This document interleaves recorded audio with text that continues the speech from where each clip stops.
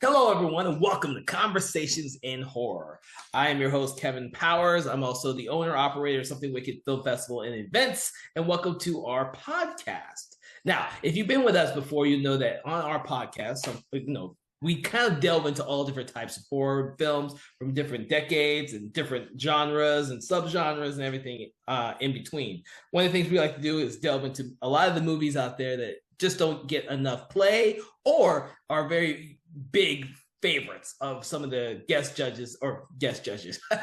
some of my guest speakers that I have on the show. I'm judging. I'm judging today. I don't want to say judging because we're not going to judge any of the movies because we actually critique some of the not so good movies on purpose. But you just heard the voice of Dave Watkins. Say hi, everyone, Dave. Hello, everyone. Glad to be back. Happy Yeah. Halloween in February, I assume. Yes, so he's getting ahead of us. We are having Halloween not in October, as we are going to talk about Rob Zombie's Halloween 2 on this episode. One of the things we like to do is we don't care what holiday these films are. Some of these films are just great to be talking about year round. And that's one of the reasons why we're doing this one. Now, if you've been with us before, you know that we've done a lot of the Halloween movies just randomly throughout the whole year. And we'll probably do all of them at some point, since everyone here who is a guest, I was about to say guest judge again, but guest on the show love the Halloween franchise or certain films in the franchise. So, Well, yeah, apparently not so much this one because I'm like the only one who wanted to do it. So, hey, you know what? I have a greater appreciation for this film after on repeat viewings, and we'll get to yeah. that because I did not like this movie when I first saw it at the theater. With that, we're just going to jump right in with Rob Zombie's Halloween 2. And by all means, everyone out there, make sure to check out some of their previous episodes. We've done them on Halloween, Halloween 2, Halloween, The Curse of Michael Myers. We've done several of them already. Halloween 3, which is one of my favorite ones. We did Halloween 3. Yeah. Eventually, we'll get around to all of them because we love these movies. But so let me place this one real quick. So this is a 2009 horror film. For most people, may or may not be familiar with the franchise, but this. So basically, there was the original, like, was it six of them that are all kind of continuity together, and then it was then they rebooted it with Halloween H2O, and then they did a sequel to the reboot, Resurrection, and then that one did really badly.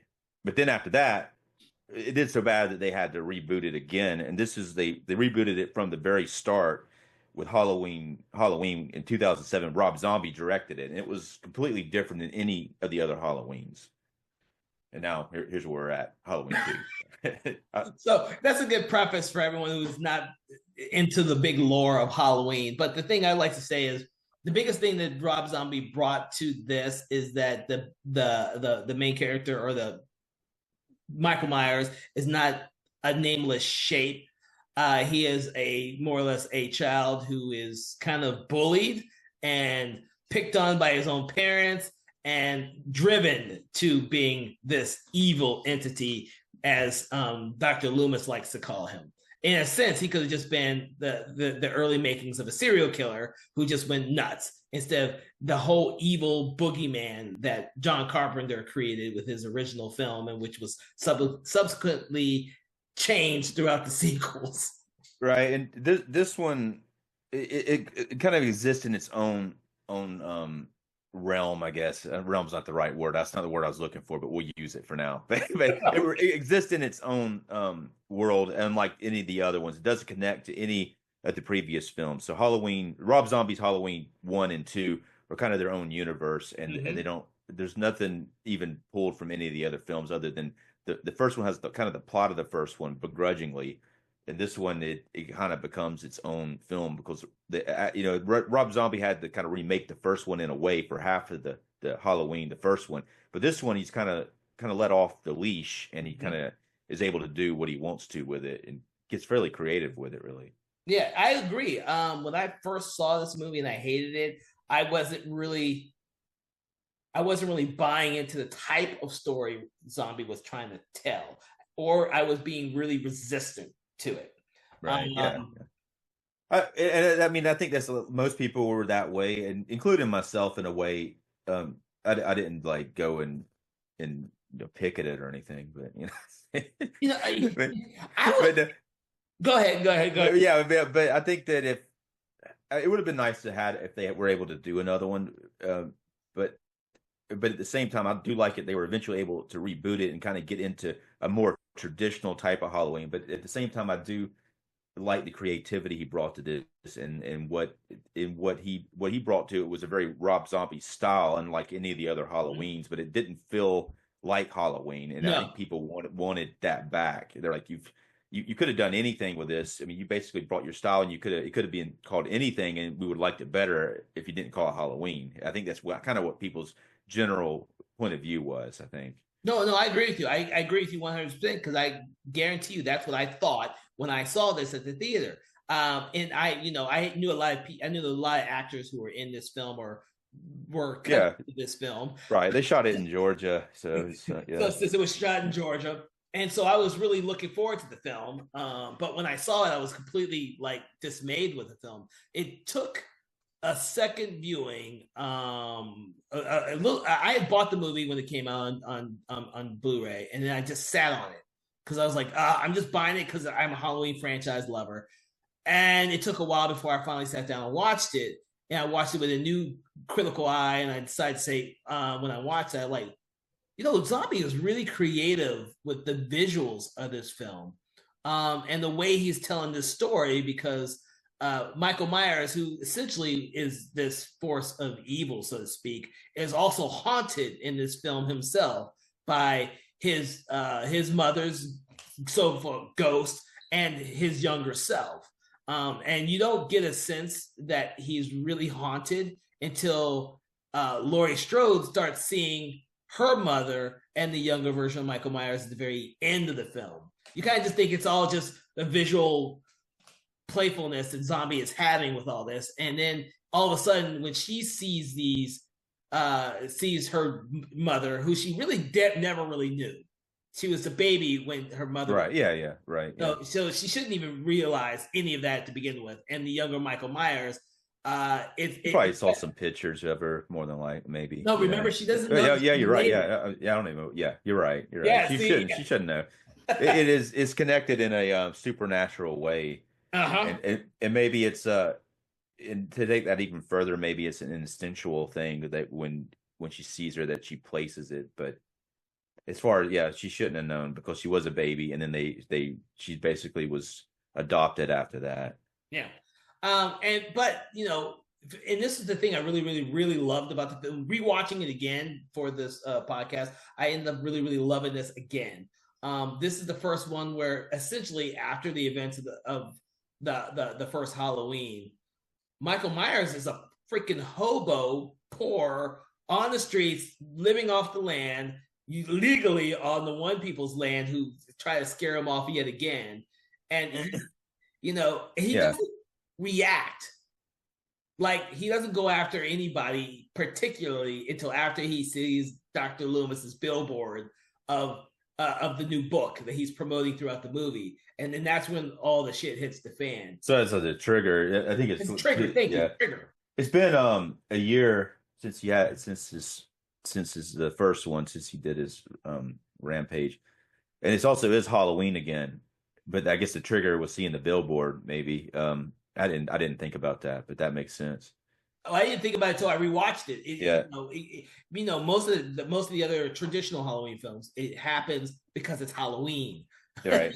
But that's kind of hilarious, really, like the billboard. And of course, this one, Loomis go a completely different direction than the original series. He doesn't learn his lesson from the end of the first movie, and he's become like more egotistical. Yeah. And he's become like a writer. He's written a book, and he's doing seminars and just talk shows and everything else. Yeah, and really that's a lot of for Malcolm McDowell. When they talked about doing the second one, he's like, I don't want to do the trench coat, like hero Loomis. I want to do something different if I'm in the second one. So that was kind of probably what made Rob Zombie write him in that way. He writes him completely different. But obviously I prefer the Donald Pleasance hero trench coat version, but I do like the way they tried something different with him. And I don't think he has enough screen time, but he's kind of annoying because of the way he's acting, you know. He's annoying, but he's also he doesn't want to recognize his fault in everything. But when other people see that fault in him, he gets mad. He gets Yeah. angry, and he wants to shout back at everyone. He thinks everyone's against him. I was like, well, you did write this book. Yeah. Yeah, and he's just, I mean, I guess that's the thing about it, like becoming a celebrity, like this kind of time frame. It was like a book writing celebrity was kind of on in line with like a YouTube or TikTok celebrity, you know. Hmm. So it was sort of that sort of thing, and just feeling the power of just the audience and kind of getting it more egotistical with it than he needs to be. And he's writing books about real murders that took place, and he's profiting off of it, and he's trying to act like he's doing it for the good of mankind or whatever. So. Yeah, yeah. So I had to ask this because this is before the new Halloween films, the new trilogy. These were seen as extremely over the top and extremely brutal, and Yeah. you know that's part of Rob Zombie's style, and that's one of the things that when I rewatched this again, I actually liked more in the second film than I did in the first film.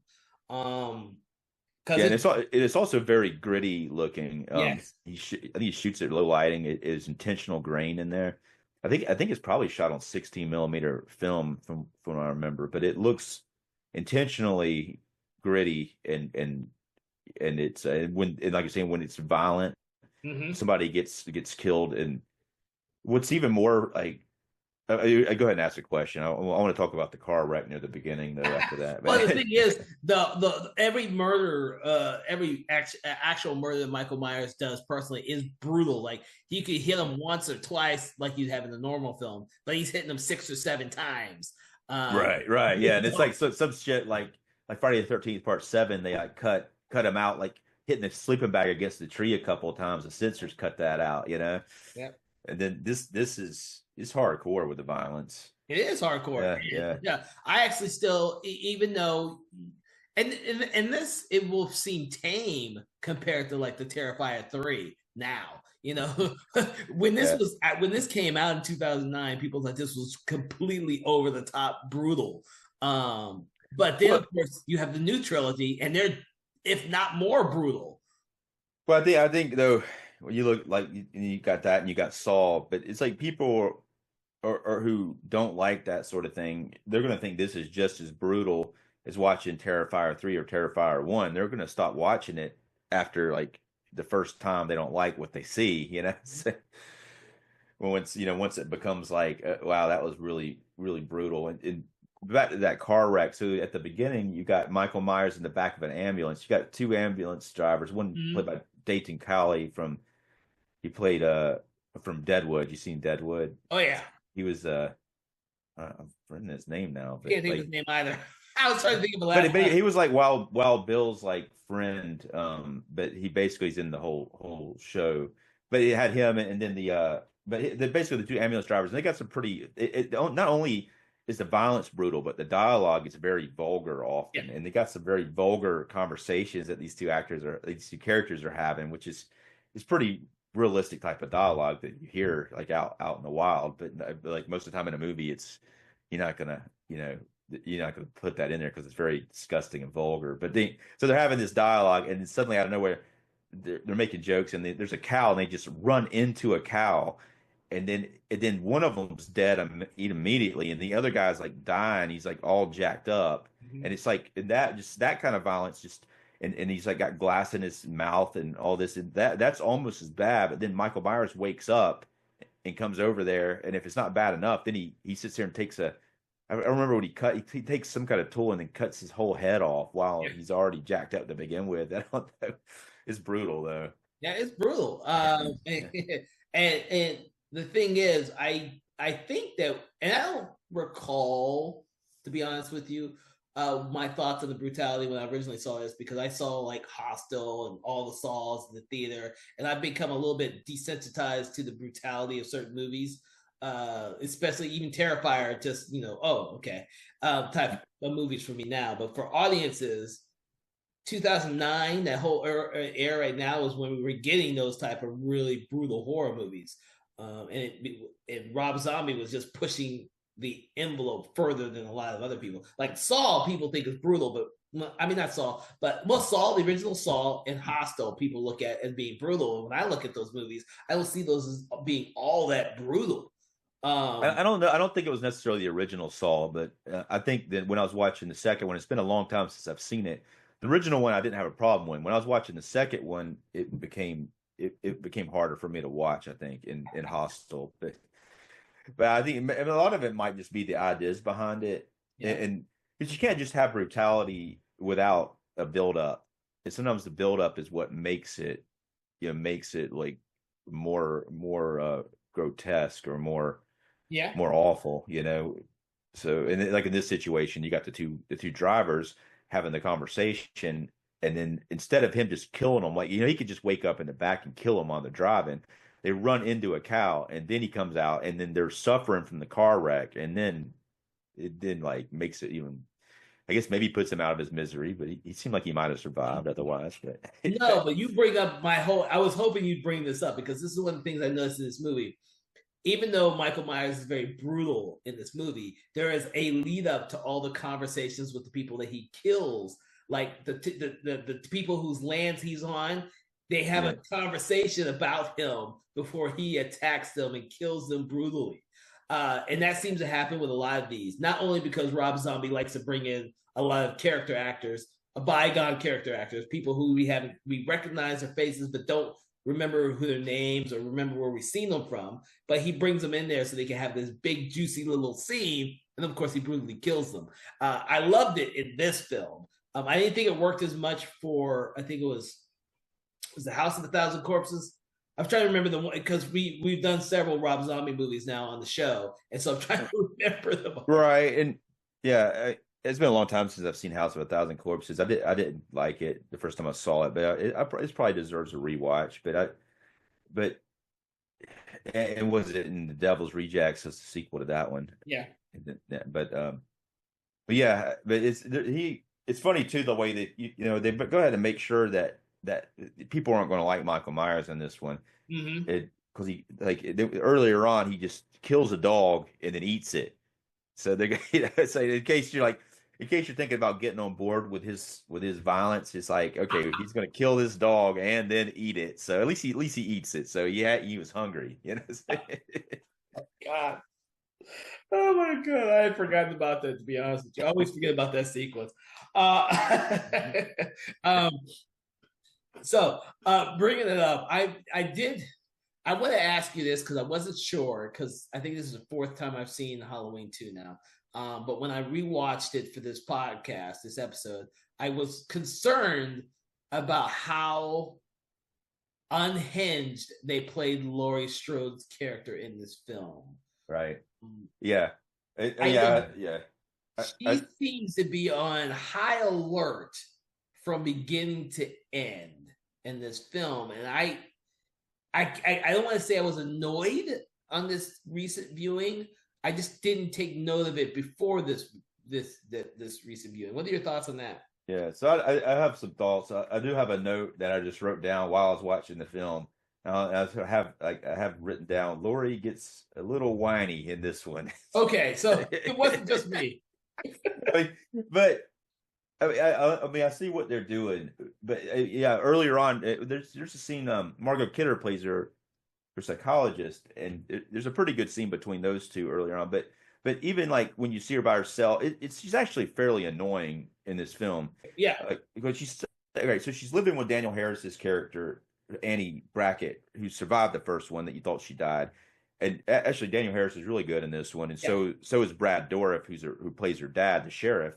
And she's living with these guys, and I really like the idea, and I really like them in the scenes when they're together at the house. But it's like she's escalating like fights intentionally with Annie, and it's like if the situation's that bad, maybe she should get a different living arrangement if she can't get along with Annie. I mean, obviously they brought her in to help her, But the reason Rob Zombie wrote it this way, and why she acts the way that she does, with Taylor Scout Compton, the way she performs it that way, is because of what they're trying to do with the character. They want to connect the idea of nature versus nurture, Hmm. where it becomes more of she's being nurtured by Annie and her dad, but the nature of her genes is Michael Myers, like the Myers gene, and she's fighting that, and that's really what he's doing, and that's what people don't want to see,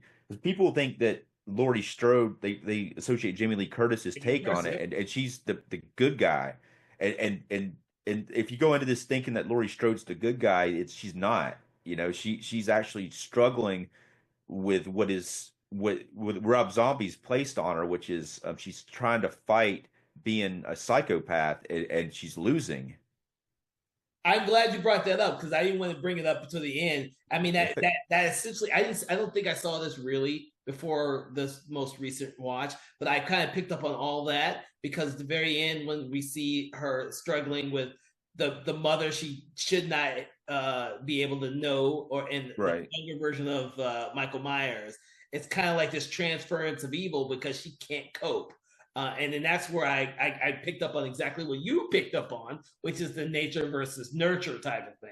Um, I'm glad you brought that up. I don't like to bring everything up, but I'm glad you brought that up because I saw that this time in this viewing because I sat down and watched it more critically.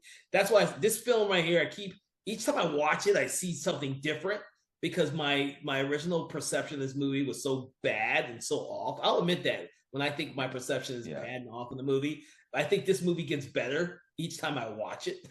Right. Yeah, I agree with that too. I didn't have. I think I didn't like the first time I saw the first Rob Zombie Halloween. I really didn't like it. I liked it.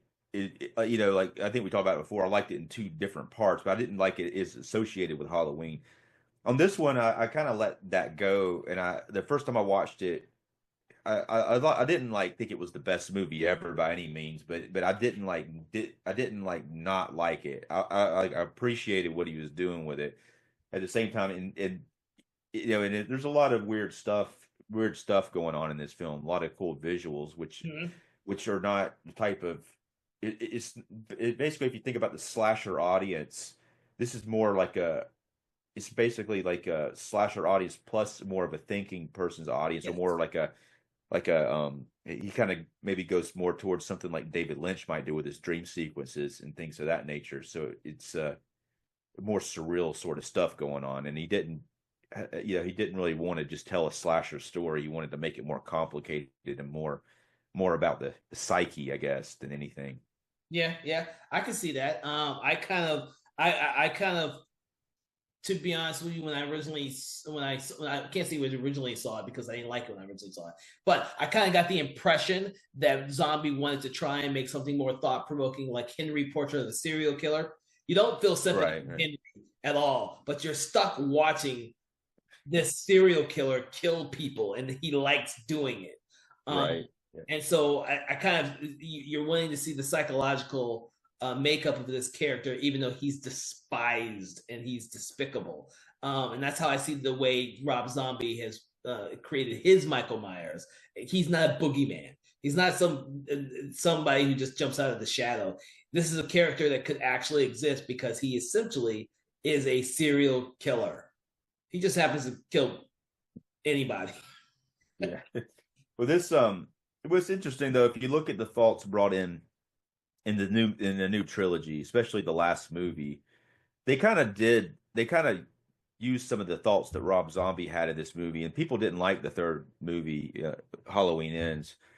But if they brought like some of the same ideas, that see Rob Zombie wanted the characters from in this movie to what happens after the first film, the trauma from the first film. He has all the characters reacting to the trauma like they did in Halloween Ends. But that's kind of that's a lot of the idea of this film, is seeing what happened to these people and how it affected them going through like a night of mayhem and terror, and what it's done to their what it's done to their lives, and even like PTSD, a lot of the characters. Well, I think for me, And the only thing I liked about Halloween Ends is the fact that there was this sense of a transference of evil from Michael Myers to the kid, who since I've only seen that one once because I really hated those movies. I like that concept because essentially that's what happens at the end of Halloween 4 with the Jamie Lloyd character, where Right. Yeah. Yeah. where you think that if they make a sequel, she's going to be the killer because she walks down just after killing her or stabbing her stepmother, and she's wearing the clown costume. And Halloween 2, essentially that transference occurs. Michael Myers, the evil from him, has transferred to Jamie Lloyd. Not Jamie Lloyd, Yeah. but Laurie Strode. Let me get the character bit. You're just to clarify. You're talking about Halloween 2, the Rob Zombie Halloween 2. Rob Zombie, yes. Yeah. Rob Yeah. Zombie, yes. Right. And That transference happens there. And then, of course, in Halloween Ends, they try to do the same damn thing again. Yeah. They've never been. That's what this seems like. That's what they've always wanted to do. They always want to transfer the evil to a relative of Michael Myers in Halloween. It seems like it has never worked. And people have always rejected it. Like every time they go in to make the next movie, they change course with it. Because they don't have Jamie Laurie. Because you imagine you go into Halloween 5 and serial killers like this 12-year-old girl. It's I mean, it's almost like you have to have a time jump, so it's an adult girl, so I agree with you on that. I think if Rob Zombie if the studios had given Rob Zombie carte blanche to attempt a third movie, I think he could have come up with something interesting with the Laurie Strode now being a serial killer. Because obviously Michael Myers gets gunned down, and I would believe that he wouldn't have it where he was bulletproof or fucking, and he could get shot with all those bullets and still survive. A couple of things about that. About as far as they actually wanted him to make another one, but he refused to come back for some reason. But did he? I did not know that. According to what I was reading about it, but this movie didn't do very good. Not as good as they thought it was going to do. No. It still made money, but they were expecting it to make a lot more money. There was a diminishing returns between this and the first one. A huge diminishing, yeah. But I'm trying to. What was the other thought on this? But Michael Myers. So there's also. I've never seen the original ending to this film. The first time I saw it on DVD, and it was the director's cut, and it has a different ending than the original. And then I've got a Blu-ray version of it through the Scream Factory, but it's also the director's cut. I guess it's the preferred cut. It has a completely different ending than what you're talking about. So it's I don't remember. Remember, there was a huge timeline between when I saw it at the theater and when I finally bothered to watch it on DVD. And you know what? I don't. What? How did it end for you? So when I'm reading about the one you're talking about, she actually puts the mask on at the end, like Laurie Strode does. Is that what happens? Yes, she puts the mask on, and then she goes to kill Loomis, and then she gets shot by the police officers. She gets shot. Yeah, she gets shot. So that you may be watching the director's cut. So I don't know. I mean, but she puts in this one she gets shot too. The one I was watching, she goes to kill Loomis and gets shot. She doesn't put the mask on though in the director's cut. Like Michael Myers is already dead, and then she gets shot and killed. So really, everybody's killed at the end of it. I keep thinking in the theatrical cut, because I thought there was something weird too. I was like, I thought she survived at the end. So the theatrical cut has her surviving. Here's the way it reads on the Wikipedia. Laurie apparently released from her visions. Laurie walks over to Michael, stabs him to death with his own knife. The shed door. She's inside the shed still. In the movie I saw, she's outside of the shed. The shed door opens and Laurie walks out wearing Michael's mask. Later, Laurie sits in an isolated psychiatric ward, grinning as Deborah's ghost approaches as the white horse. That's the scene at the end of the director's cut too. This white horse scene, but her walking out with a mask, I never seen that. You know what? You got me confused. I don't know the version. I don't know, to be honest with you. I'd have to go back and rewatch it. Yeah. My But the way that I've always known it ending is like basically Michael Myers gets killed and then Loomis is on the ground. He may still be alive. He seems to still be yeah. alive, and she goes over to him and she's about to stab him. Like in this one, in the original version, Michael Myers kills Loomis, but she goes over and she's about to kill Loomis, and then the cops shoot her, and Brad Dourif's like yelling not to do it, and then they shoot her, and then it cuts to the White Room scene, Hmm. and the White Room scene is her in the afterlife, the way it's like in that version. Obviously, that's the intended version by Rob Zombie. Then they made him redo it for the theatrical to make it a little different. Which she comes out with the mask and still alive because they wanted to make a sequel with Laurie Strode in it. He wanted to kill everybody so they couldn't make a sequel. It's like, it's like yeah. He says, "I'm just doing two, and I don't want to have anything else to do with this." Yeah, I think he had a hard time on the second one. I think that they were That's what I messing heard. with him. Yeah, they weren't letting him do what he wanted to do. Even though it seems like if you watch the movie, it seems like he got to do what he wanted to do. But I'm sure they were breathing down his neck. The Weinsteins, the Weinsteins are like probably giving him a really hard time, and they kind of micromanaged anyway. But it They've always seems been Michael the Mann, movie, yeah, or yeah, not Harvey, but the other one who runs yeah. Dimension, or used to run Dimension. It was a Bob, I think. Yeah, Was it Bob yeah, Weinstein? yeah. So Harvey ran all the art house films and big budget movies, and I guess his name Bob. I can't remember anymore. He used to Yeah, I think it is. Yeah. he ran Dimension. Yeah. He ran everything that went through Dimension, which was all the genre films. So, But but it's still like it comes off as a Rob Zombie movie. yeah. I mean, there's no question that this was directed by Rob Zombie from the style of it and everything that happens. So even though they may have been like breathing down his neck, they weren't able to change it in a way that it didn't have the Rob Zombie identity to it. Well, of course, because if they want to make a sequel, they're going to make a sequel regardless. It's Halloween. You can't end a good franchise, except for now you can because it's just going to reboot it again, anyways. They're, Yeah, you yeah. know, aren't they? I think they're already looking for a new talent to reboot it again. It's like it ain't even been dead for 10 years yet. And you're already going to find someone else to reboot it. Let that shit. Yeah, I mean, yeah, I mean, I think the people like a lot of people are very disappointed about Halloween Ends, but it's like, what do you, where exactly do people want it to go? Is the question. Is that what do they want the same shit over and over again? I guess. Yes. I don't know what they want, but I mean, I wasn't particularly Halloween Ends. Oh, The first time I saw it, like I didn't like it, but watching it the second time, I appreciated it more. never liked the new Halloween films. I didn't even like the first one. I thought that all three of them together had ideals that were really creative.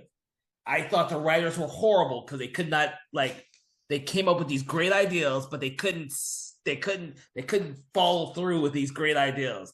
Like I love the Yeah, idea for the second film where you had this whole town of people who were just sick of being yeah, manipulated by the whole thing, the whole Michael Myers thing. Dude, that was a great right. concept. And then it had a Yeah, horrible ending. Like, yeah. dude, he I didn't like. Yeah, I don't. It's something about. I mean, I like the idea. But I just don't like the way that they were acting about it. I just thought it was so annoying to me the way that they were acting. They seemed to be very stupid too. Everything that they did. exactly. They seem to get dumber.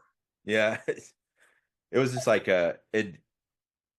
I don't know. The second one to me is the worst one, but and I really didn't like ends. I had a hard like I watched half of it and didn't watch it again until like a year later. Then Oh I wow. like then I watched it again. I think I actually we had a conversation about it, and you're like, "Oh, the second half's better than the first." And I was like, "Okay," and I watched it again, and it is. The second half is better than the first half. It's like, it doesn't make it a good movie, No, but no. at the same time, it's like. But my question to that is what do people want from the franchise? What do they really want? And I can't answer that question myself because like I watched the first one and I'm like, okay, it was okay, but it's kind of just a rehash of everything we've seen before, and it's like, what do we want? The same thing again, just it's better or newer looking? I don't Yeah. know. You know? Uh, there are concepts with the new three where that was it Laurie Strode's character isn't Michael Myers' sister. He's just out there on a killing spree. So you made a movie about a serial killer who just randomly kills people. Great concept. It's been done a billion times, but great concept. The only thing that separated Michael Myers from Jason Voorhees is the fact that Michael Myers actually had a point for who he was killing. He went after Yeah. his family members. Michael Myers or Jason Voorhees just killed randomly. You don't care. You don't even have to come to my camp. You don't even have to come. You just have to be in the woods. You're just in the woods. I'm gonna kill you. Yeah, yeah. No, it was I liked it. I mean, I always like thought it was fine, the sister thing, even though it's clearly they stole it from Empire Strikes Back, but it's like but it is I mean, I always like until they made it different, I didn't think it was a bad plot point. I know John Carpenter didn't like it when they made him do that, but at the same time, that's always been my because I've always just thought that's how it was until like I was reading about it more. But apparently, some people didn't like that plot point. But I think to me, it works better when he's kind of got some anchor, like you're saying. That's what makes Halloween H20, in my opinion, one of the better sequels. Is that whole thing that fact that Michael Myers eventually catches up with Laurie Strode when she's almost had her PTSD, which is why I don't like the remake, because I've already seen Laurie Strode with PTSD in Halloween H20. It's not a new concept. Right, and Josh Hartnett plays her son, and it's cool she has a son, and they're able, and they kind of that one's got that really, what was that in early 2000s, right? Mm-hmm. It's got that kind of early 2000s feel to it, but it's because you kind of almost feel like the characters are kind of safe.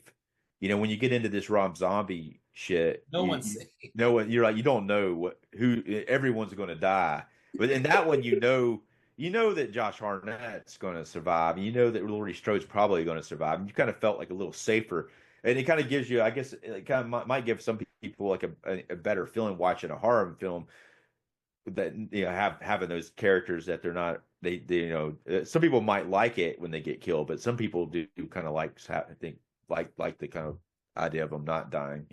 Yeah, but the thing that got that movie is that you saw Laurie Strode cut off Michael Myers' head at the end.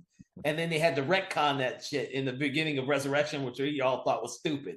I was like, no, that was a great ending for an entire franchise. She fucking chops his head off. Right. Well, yeah, they chop off Jason's mother's head in Friday the 13th, But Jason's mother's hilarious, man. It's just so damn funny. Oh, dude, I guess we gotta do a Friday the 13th movie. When she slaps that, the main girl, it's just, I don't know, man. It's just so damn funny. Like she's got like a sweater on. And... Oh my god, yeah. In that Friday the 13th remake, though, she looks more like she could fight, but that mother in the first one's like doesn't look like she can fight at all. And she's like killed like 10 people, it seems like, Oh my god. So any other thoughts on this film other than the fact yeah, I got a couple of things I wanted to address. Let's see. One thing we never talked about, and this is near the beginning of the film, we should have talked about it. So the beginning of Halloween 2, actually the whole Halloween 2, John Carpenter's version, did he direct Halloween 2? I think he did direct Halloween 2. He did not officially direct Halloween 2. That's after the studio saw the version of the movie and they wanted him to go back and do reshoots. Oh, okay. So he did the reshoots, which is to make it bloodier. So yeah. But anyway, that whole movie takes place in the hospital. And so going into this, there's a really awesome scene in the hospital that kind of mimics a little bit of the original Halloween 2, and that it kind of seems like the whole movie's going to take place in the hospital, but it ends up being a dream sequence for the most part. Yeah. I thought that was pretty cool. That was a pretty cool like part of the film, and it kind of was when it didn't do that, when it went, it was all a dream. I think that was a big like oh, that sucked a little bit, but at the same time it was cool, but it kind of took you out of it a little bit. You know what? I don't remember my original reaction to that scene when I saw it at the theater, but when I rewatched it, in knowing that it was a dream sequence and all that, I actually liked it more. Only because my thoughts, and I could be completely off base on this, Yeah. that Rob Zombie didn't want to be hankered by a Halloween 2, the John Carpenter Halloween 2, the first sequel, or by people's expectations. And he just did it for like the first 15 minutes, 20, 15, 20 minutes. Right. Because it's a long opening, that dream Yeah. sequence. It's probably 20 minutes, but like it's but there's not the whole thing's not a dream sequence. I'm gonna tell you where it stops when it becomes a dream sequence. But it's I mean, when I was saying that, I'm not necessarily criticizing. I think it's pretty brilliant because I think it's hilarious too because it makes people think they're basically remaking Halloween 2 and then they're not. But I think the first time watching it because it was so that part is so well done in the hospital at the beginning that when it cuts away from it, you're like, damn, I was getting into that. But at the same time, the way that and that's the only reason why it is so good is because the Halloween 2 is in the hospital and it's really kind of drags out the whole Yes. hospital. This one just has the end of that. It's just like the best part of it, you know.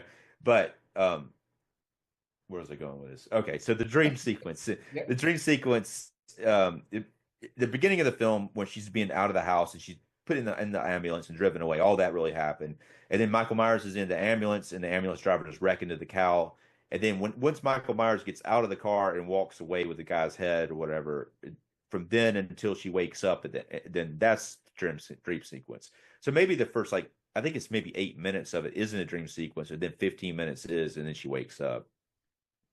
But it's a little confusing because you might think the whole thing's a dream sequence, especially because Michael Myers starts seeing his mom and all this shit, and you're like, that's not happening. But but later on, you think, oh, later on you figure out, oh, maybe it is. And there's also like several really cool dream sequences in here, and there's even one that has a like a Halloween 3 nod where there's like a skeleton, a witch, and a pumpkin creature in the dream sequence.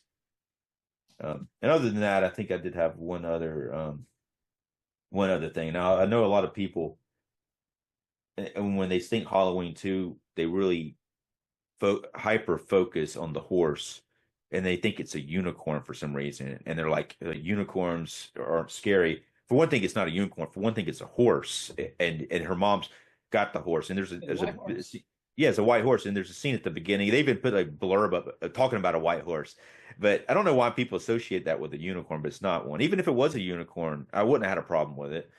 But but I think the horse is it's weird that people don't like that. I think it's a cool touch, So and do I. that yeah, she gives the kid a white horse, like Michael Myers a white horse, and that's why he sees the white horse. And at the end of it, in several of the dream sequences, he sees the white horse, and Laurie Strode sees it at the end. So I think it's a cool touch myself. But I have noticed a lot of people pointing that out as why they don't like the film specifically.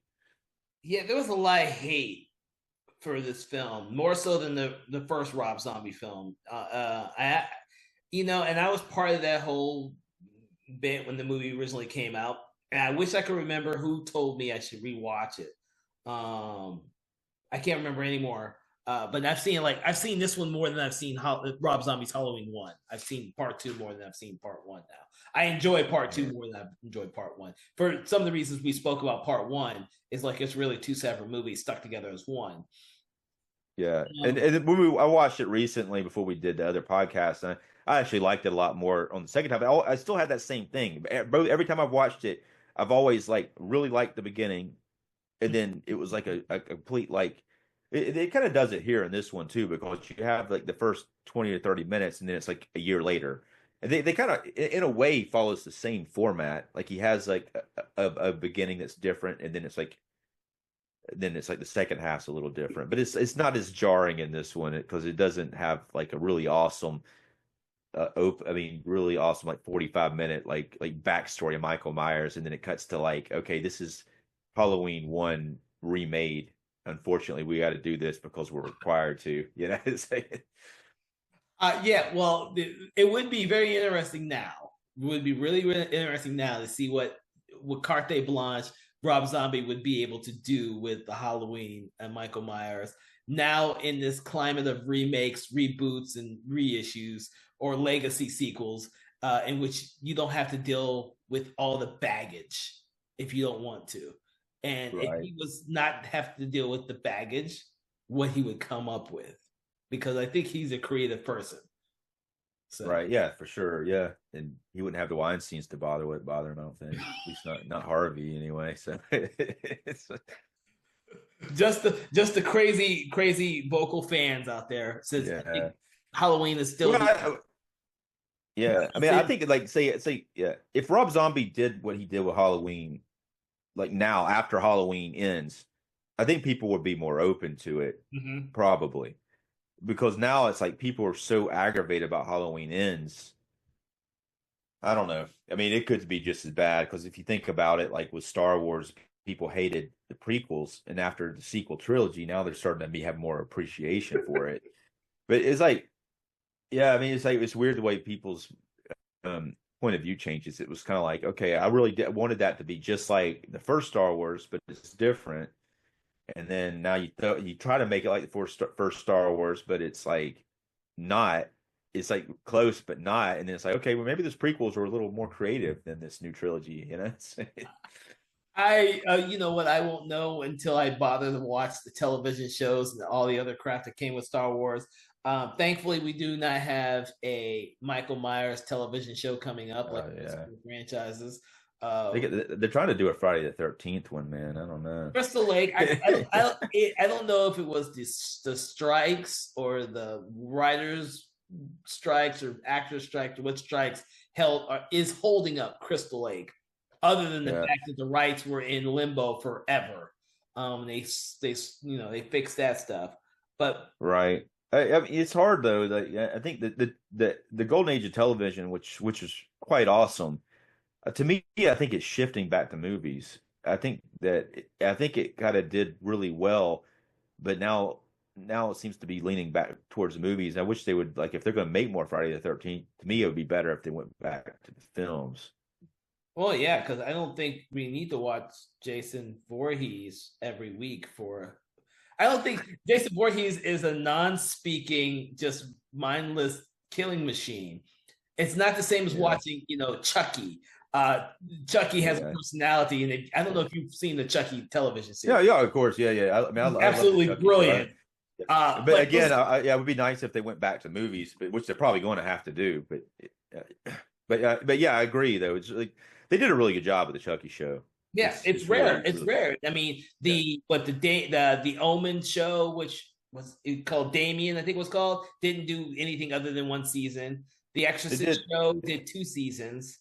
The Exorcist show's good though. I like that. Everyone says that. I Yeah, haven't it's seen it good. yet, but no one, Yeah, it didn't get a third season. yeah. But they I obviously I didn't have like the people who weren't watching it, but it's really well done. But it's as far as the they have these two priests who are the main characters, and they're both pretty good. And then they go to a different. The first one's dealing with one exorcism, and the second season dealing with a completely different one. Mhm. I don't know if people were prepared to follow it, or I don't even know if they gave it a chance. So I clearly got 2 seasons, but it's actually really well done. I didn't watch, but maybe the first episode of the Scream series on MTV, but Scream had a show too. Yeah, Scream, the first 2 seasons were amazing. The third season was god awful because they replaced everybody. Yeah, I read about that. I didn't see it. I saw Yeah, they part just of it. they replaced everybody, and I was like, dude, you took out the cast. The cast is what made the show first 2 seasons actually good. And I haven't seen Yeah, the Purge show yet. I haven't seen that one. yeah. I watched some of the Purge show. I mean, I really think it's better when they stay to the movies and some of those things. But I think I watched the first. I think I watched the first season and maybe part of the second one, but Mm. I'm pretty sure. But it's weird with a show because it's written like a movie, just longer, Yeah, really. Because it's like if you, especially the way when it's like a long form storytelling, like because basically you take the Purge and they have a timeline of when the show takes place, and they're all connected. They don't just like end and it's like an episodic new beginning.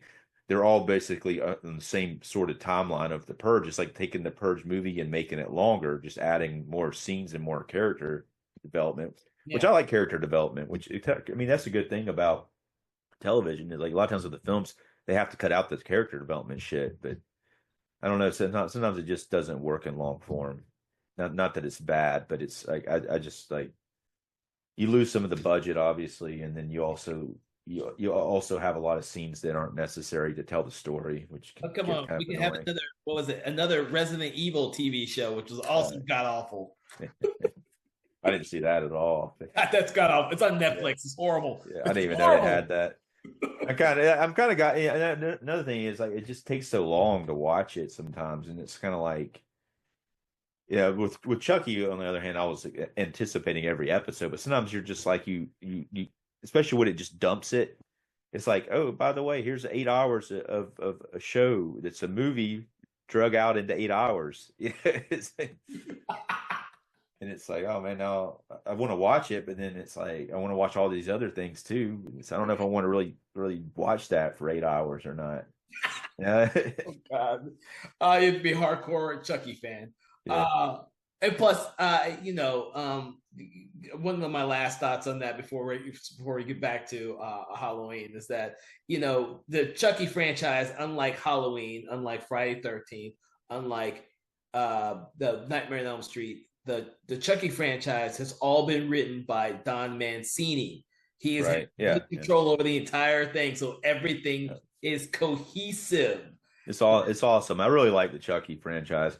I've noticed that's happening more lately now. Like for instance with Terrifier and Smile, like the same directors getting to do sequels. Where before, like if you look at like say Friday the 13th or Nightmare on Elm Yeah. Street, yeah, it would change directors. Whether it be like the original director didn't want to do it anymore, or they just wanted to find somebody else that might be more appealing to people, but or they could control better for whatever reason. But I like the way people are keeping their franchises now, and they're able to go make the story go where they would want it to go instead of like where the committee of the studio would vote on it to go instead. No, and I'm sure that was the allure of doing the three last Halloween films. They kind of knew like we're going to do these three Halloween films. Well, we did the first one, but then they're going to do a second and third one, and they're going to be Yeah. able to have complete control over the story elements for those three. So they could kill them off at the last one.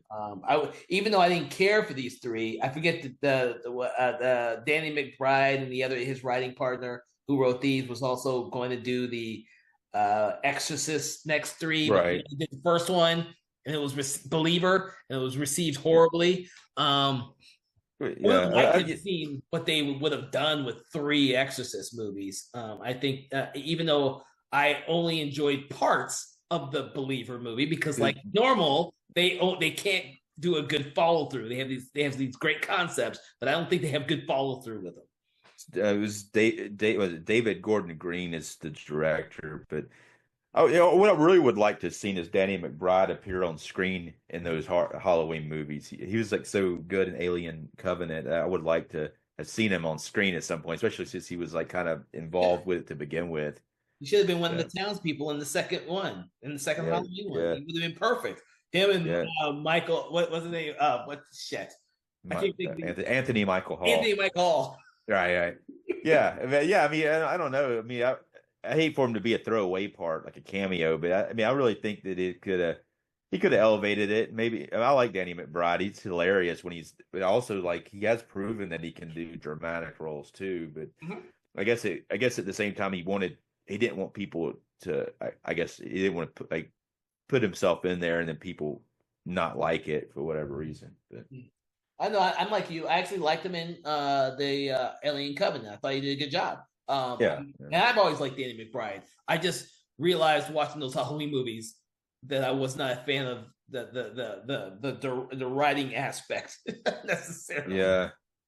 It's weird. I saw the first one and I liked it, but it was like the second one. I was just like, wow, I'm not liking it. I didn't. And then by the time the third one came around, I just was disinterested in it. But Hmm. Okay. I don't know. Maybe I'll give it another chance. Like I did say, I did tell you I did like the third one while I watched it again, but the second one I think is the worst one, really. Well, Yeah, I'll say this about those movies. I love the score for all three of them. yeah.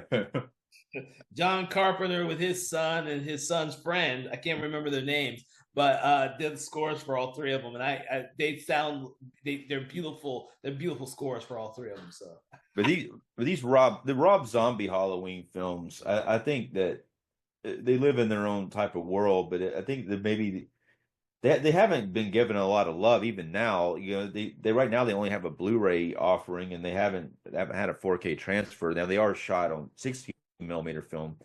They're going to look really raw but even really, I was looking at the Scream Factory version of it. Like it looks pretty crisp. I mean, I see a lot of detail on people's faces and stuff in it. well, yeah, But really, I have Blu-rays of all of them, all of his movies. Actually, all mine are Blu-rays of his films because even some of his films I didn't like originally, I rewatched them and liked them better. I think his right. films aged better, surprisingly, because I You talking hated about Rob Zombie Rob Zombies because I hated yeah, the yeah, House of a Thousand Corpses. But when I yeah. rewatched it for our podcast, I actually ended up liking it more. I was like, oh, this is not nearly as bad as what I originally thought it was. Right. Yeah. I only watched it one time. I think if I saw it again, I would probably have the same thought on it. I did like the Captain Howdy clown character that Sig Haig plays. Wanted to watch it the first time, but it's probably if I like you said if I watched it again, I would like it better. Mm-hmm. So I'm hoping the only movie of his I'm hoping that I enjoy maybe better the second time would be his Monsters movie, which I still didn't care for. Yeah. I saw your review on that. I like that one. I thought it was pretty cheesy, but I like that he did it like kind of like the show in a way. He didn't do it like he did these Halloween films. He actually stuck to kind of the feel of the show and didn't go in a horror direction with it, you Well, know. I think I was the wrong person for that because I was never a Munsters fan. I think I wrote that in my review. I was never Yeah. a Munsters fan, and I didn't find it funny. I didn't I, find it. I didn't. I liked the look, the cinematography, the look. Everything looks magnificent in the Munsters movie. I didn't like the story, and I didn't like it. None of the comedy came off on me at all. yeah. I don't know. I definitely like the Addams Family better than the Munsters, and I think it's sort of a. But not that I'm not against the Munsters, but I always have preferred them to the Munsters. But I do like, I do like the Herman Munster character, and they always like he always casts his wife and stuff, and a lot of people were really not liking that. I think she's pretty funny, really, in the Munsters. You know, I I thought she thought was she's fine. yeah, You know yeah, what? If she's listening to this, I think she's perfectly fine in almost every film she's been with Rob Zombie. I'd like to see her in someone else's movies just to see her range. But I've never had a problem with his wife.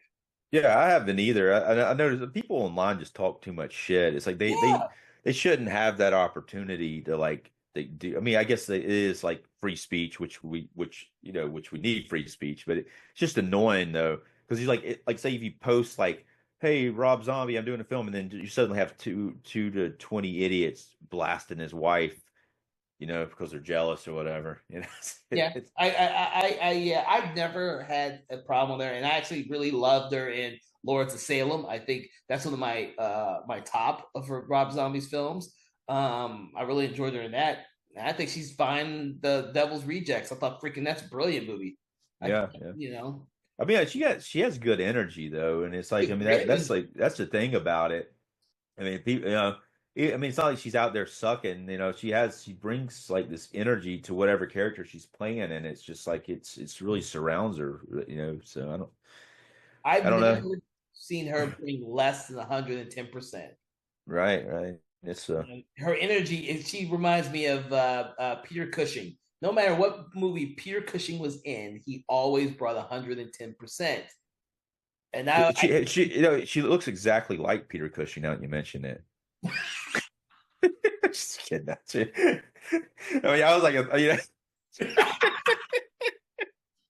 oh my god. yeah. That's a weird comparison, though. No, Peter because Cushing. when But yeah, people talk about Peter Cushing, no matter what movie he's in, they always say that he always brought 120% or 25% in every film he was in. He's not like Bela Lugosi or Boris Karloff, who's so you watch some of those movies with Boris Karloff and Bela Lugosi. You try to say, yeah, they look like they're doing this for a paycheck.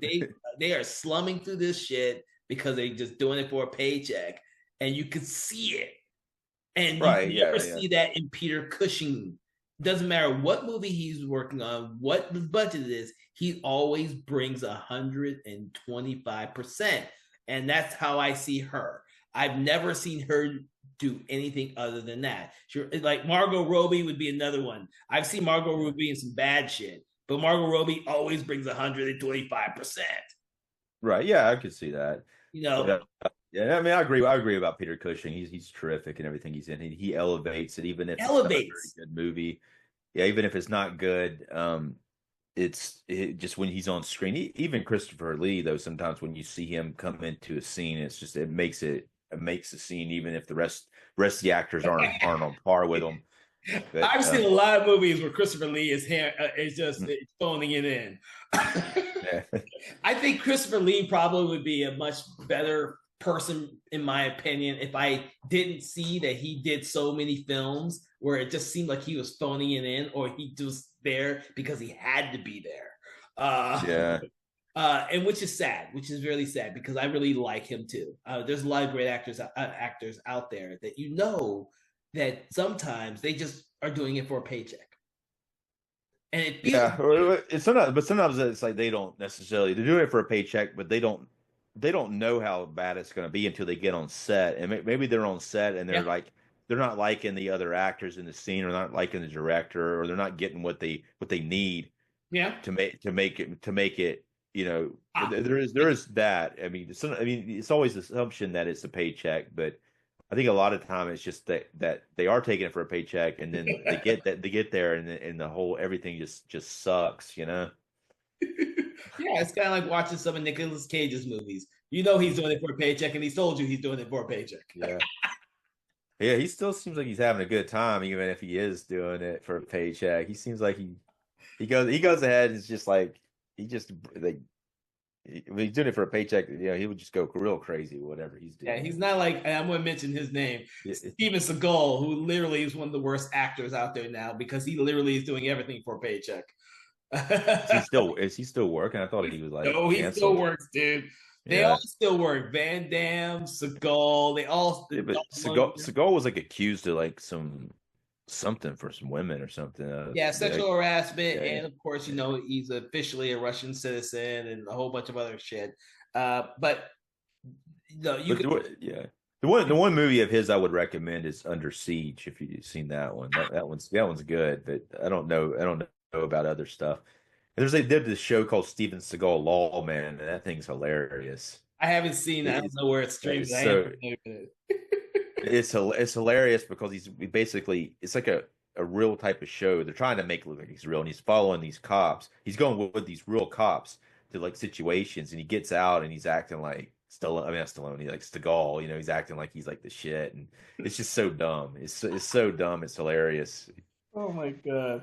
Well, we need to rate this movie before. Yeah. If we're talking about Rob Zombie's Halloween 2 and we digress to Steven Seagal, we've gone too far. I agree. I don't know how the hell we got to Steven Seagal. You brought it up. So, how do you want to rate this movie? Rob Halloween 2. Yeah. So I'm going to give it 3.5 stars. I'm going to give it 3.5. It's 3.5 stars. Okay. I'm going to give it about the same, 3.5. I may actually go to 4 if I rewatch it again. I'll probably find some more shit that I didn't see before that I'm actually going to really enjoy. Right now, it is 3.5 stars for me, because let's just clarify, it's 3.5 out of 5. I don't think we said that, but no, we did not. Listen, out of 5, not out of 10, because we were both. Yeah. We'd be really low if it was out of 10, and people would be like, "Damn, you guys really hate that shit." And we don't. When I first saw the movie, I would have given it 1.5 stars. So me giving it 3.5 stars is actually a cut above. So 3.5 stars. Rob Zombie's Halloween 2. I do recommend it for anyone who is a Rob Zombie fan. It is one of my more enjoyable. It's one of the more enjoyable Rob Zombie films out there. Although lately he's been doing a lot of fun movies. And sometimes he does some thought-provoking movies such as this, or Devil's Rejects, or even Lords of Salem. But with that, I want to thank you, Dave, for joining us on this conversation in horror, where we talked about Rob Zombie's Halloween 2. I hope that we get some more Rob Zombie films as the year progresses. But with that, I hope you all out there are listening. Check out this podcast on all your, all the favorite apps out there and on YouTube. Make sure to check us out on previous episodes because we've done a lot of films over the last year. And make sure to leave us notes on any other films that you would like us to talk about, because we are always open to adding more films to our list. And the year just got started, so we need a lot more. With that, thank you so much for joining us for Conversation in Horror. From everyone here at the studio, you guys have a great day. Conversations in Horror is a Broken Lighthouse Pictures production, written, produced, and directed by Kevin L. Powers, executive producer Kelly A. Inoka. All contents and material from this episode of Conversations in Horror is copyright 2025 Broken Lighthouse Pictures.